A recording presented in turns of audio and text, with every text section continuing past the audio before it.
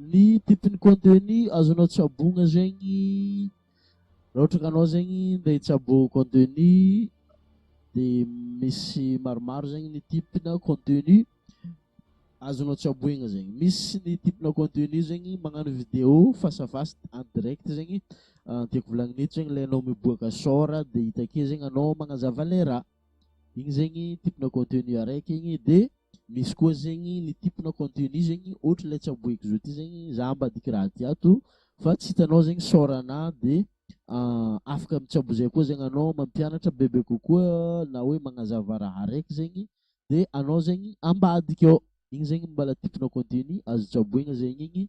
De ny typina contenu azonao tsaboigna koa zegny ny typina contenu zegny généré automatique zegny, efa misy AI intelligence artificielle site web zegny agnoagny de juste tapenao zegny ny texte, tapenao eo ny texte de alatsakanao agnatiny ary de izy zegny migénéré le contenu-nao automatique miaraka amin'ny background vidéo-ny raha igny mandeha automatique fa magnefa amin'ny plateforme igny zegny anao.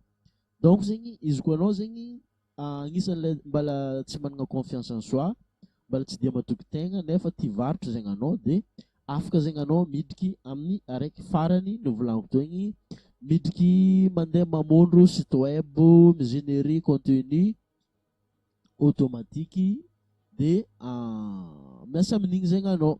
Fa araiky tsaboiko zao ty zegny afaka koa zegny anao mitsabo izy nao mbadiky micro io de mivôlagna zegny anao de magnazava raha amin'ny audience-nao zegny ke.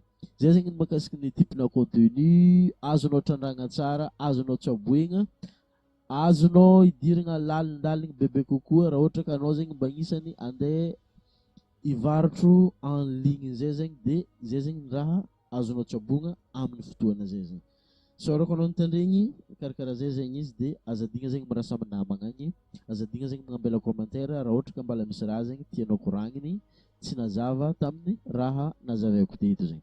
Raha ohatra ka mitady karakory zegny ny azahoanao ny le mandeha automatique zay zegny hitanao amin'ny coaching ao, midriky amin'ny coaching zegny anao, coaching business zegny agny zegny ahitanao le raha volagniko zay zegny. De afaka koa zegny anao midriky amin'ny coaching développement personnel na amin'ny affiliation agny zegny.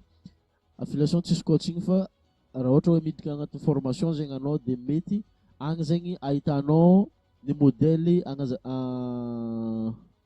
ohatra le tsaboiko zao ty zegny, agny zegny ahitanao hoe ino matériel ampiasaiko ambadimbadiky reto de mety ho hitanao akagny zegny izy amin'ny fotoana zay zegny. Mbala ny namanao ty ery tanty amin'ny magnaraka zegny antsika magnano misimisy azadigna mirasa amin'ny namagna. Peace and love.